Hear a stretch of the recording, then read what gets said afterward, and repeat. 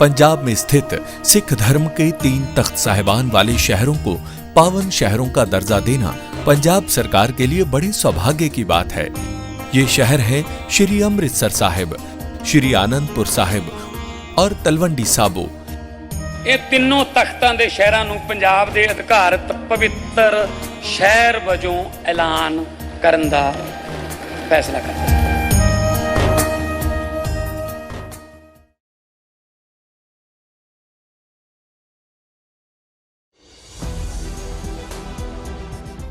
नमस्कार, आप देख रहे हैं 4 PM और मैं हूं आपके साथ निधि तिवारी। आईपीएल जैसे अंतर्राष्ट्रीय खेल मंच पर लिया गया एक प्रोफेशनल फैसला आज देश की राजनीति का बड़ा मुद्दा बन चुका है। शाहरुख खान की टीम केकेआर द्वारा बांग्लादेशी खिलाड़ी मुस्तफिजुर रहमान को शामिल करने का मामला अब खेल के मैदान से निकल करके सियासत, धर्म और राष्ट्रवाद की बहस में तब्दील हो गया है और कुछ राजनीतिक और धार्मिक नेता शाहरुख खान पर देशद्रोह जैसे गंभीर आरोप लगा रहे हैं। कुछ उनकी फिल्मों का बहिष्कार करने की मांग कर रहे हैं, कुछ उनको राक्षस बता रहे हैं और कुछ उनकी जीभ काटने का को लेकर के इनाम घोषित कर रहे हैं। और मामला इतना बढ़ा कि आखिरकार आज बीसीसीआई को खिलाड़ी को हटाने का फैसला जो है वो लेना पड़ा कि वो जल्द से जल्द उस खिलाड़ी को अपनी टीम से हटा दे। अब सर, ये मुद्दा बहुत ज्यादा राजनीतिक बहस का बना हुआ है कि क्या आईपीएल जैसी लीग में खिलाड़ियों को अपनी टीम में लेना पूरी तरह से प्रोफेशनल फैसला नहीं होना चाहिए, और अगर होना चाहिए तो फिर इस मामले में इतना राजनीतिक हस्तक्षेप कैसे दिखा? जय संविधान। भाई देखिए, पहले भी निधि में आपसे कह चुका हूं कि मैनेजमेंट साइंस में हमेशा ये कहा जाता है अगर 2 विकल्प हैं तो ये सोचा जाता है कि पहले विकल्प के हानि और लाभ क्या हैं और दूसरे विकल्प के हानि लाभ क्या हैं और तब निर्णय लिया जाता है। अगर मान लीजिए आईपीएल का मैच में वो बांग्लादेश के खिलाड़ी को आपने एक्सक्लूड कर दिया, पुराने नियम का परिवर्तन कर दिया।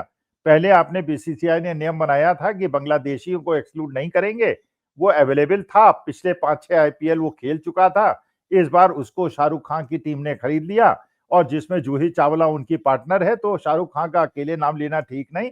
जूही चावला और शाहरुख खान की कंपनी है जिन्होंने खरीदा। चलिए, आपने बैक डेट से नियम वापस ले लिया और उस खिलाड़ी को वापस कर दिया। इसके फायदे क्या हैं, इसके नुकसान क्या है? अगर मान लीजिए निधि आप ये सोचते हैं, अगर देश का एक भी आदमी ये सोचता है कि बांग्लादेश के खिलाड़ी को टीम से निकाल देने से देश के अंदर, बांग्लादेश के अंदर हिंदुओं पे हो रहे अत्याचार बढ़ेंगे या घटेंगे? आप बताइए, इससे बढ़ेंगे कि घटेंगे? इसका माने ये कटुता को आप बढ़ा रहे हैं। आप यहां मेजॉरिटी में हैं, आप कटुता बढ़ा रहे हैं, आप अपने अल्पसंख्यकों के लिए मुश्किल पैदा कर रहे हैं। बांग्लादेश के अंदर हिंदू अल्पसंख्यक हैं तो वहां आप अपने देश के हिंदुओं के लिए परेशानी क्रिएट कर रहे हैं। तो इससे फायदा तो यही होगा ना। अगर आप सोचते थे कि अगर बाइकआउट हम कर देंगे और उसके बाद वहां पे हिंदुओं पे अटैक रुक जाएंगे तो यह निर्णय बिल्कुल उचित होता। हिंदुओं पे अटैक बढ़ेंगे या घटेंगे आपको सोच लेना चाहिए, नंबर 1। नंबर 2, अभी जयशंकर साहब गए बांग्लादेश, वहां जाके वहां पे उन्होंने पाकिस्तान और बांग्लादेश के एम्बेसडर से हाथ मिलाए और शेक हैंड किया। शेक हैंड क्यों किया? अगर आप ये समझते हैं कि बांग्लादेश भी पाकिस्तान की पंक्ति में है, माने Pakistan is equal to Bangladesh, माने जिस काम को करने में, बांग्लादेश को पाकिस्तान से अलग करने में इंदिरा जी ने मां दुर्गा का खिताब पाया था अटल जी से सन 71 में, उनकी सारी तपस्या को आपने भंग कर दिया और आज के तारीख में आपने बांग्लादेश को पाकिस्तान के साथ ले जाके खड़ा कर दिया। और इसका मतलब यह है कि आप ये चाहते हैं कि ईस्ट पाकिस्तान जैसे पहले था और वेस्ट पाकिस्तान के साथ रह के भारत के लिए परेशानियां क्रिएट करता था, और इंदिरा जी ने बांग्लादेश बना के पाकिस्तान और बांग्लादेश के बीच में अदावत पैदा कर दी थी, उसको खत्म करके आपने पाकिस्तान को एकजुट कर दिया है। नंबर 2। नंबर 3, अगर जयशंकर साहब वहां जाके हाथ मिलाते हैं और अगर भारत और पाकिस्तान का क्रिकेट मैच दुबई के अंदर होता है, जिसको आईसीसी परमिशन देती है और बीसीसीआई परमिशन देता है, तो ये बताइए कि वो मैच क्यों हुआ था? वो मैच की आपने वो क्यों दी थी? क्या आपने बांग्लादेश को शत्रु राष्ट्र घोषित कर दिया है? भाई देखिए, भारत के अंदर हर आदमी ये मानेगा कि पाकिस्तान हमारा शत्रु राष्ट्र है, पाकिस्तान हमारे यहां आतंकवादी अटैक करता है, लेकिन क्या यही बात बांग्लादेश के लिए भी सही है? अगर बांग्लादेश हमारा शत्रु राष्ट्र है तो आपने शेख हसीना को अपने देश के अंदर शरण क्यों दे रखी है? भाई शेख हसीना हिंदू तो है नहीं, रोहिंग्या है, बांग्लादेशी हैं, तो उनको आपने शरण क्यों दे रखी है पूरे? अच्छा, ये भी बात बिल्कुल पक्की है कि शेख हसीना को बांग्लादेश के कोर्ट्स ने, बांग्लादेश के उच्चतम न्यायालय ने अपराधी घोषित कर दिया है, मर्डरर घोषित कर दिया है और उनके लिए भारत से सरकार से अनुरोध किया है कि इनको वापस भेजा जाए। तो अगर आप चाहते हैं कि आपके देश के कानून का पूरे विश्व में सम्मान हो, तो क्या आपको बांग्लादेश के कानून का और वहां के न्यायालय का सम्मान नहीं करना चाहिए और शेख हसीना को सौंप देना चाहिए? क्या शेख हसीना हिंदू हैं? क्या आप ये चाहते हैं कि जिन जिन देशों में हिंदुओं के साथ अत्याचार हो रहे हैं उनसे संबंध तोड़ लिए जाए और उनसे क्रिकेट, हॉकी और फुटबॉल और बैडमिंटन खेलना बंद कर दिया जाए? तो 2 बच्चे तो हिंदू कनाडा में भी मारे गए हैं, कनाडा से भी संबंध विच्छेद कर लीजिए। फिर बांग्लादेश में आपने अपनी एम्बेसी बंद क्यों नहीं की?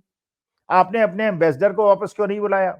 आपने बांग्लादेश से एक अनुरोध क्यों नहीं किया या उनको चेतावनी क्यों नहीं दी कि आप हिंदुओं को मार रहे हैं?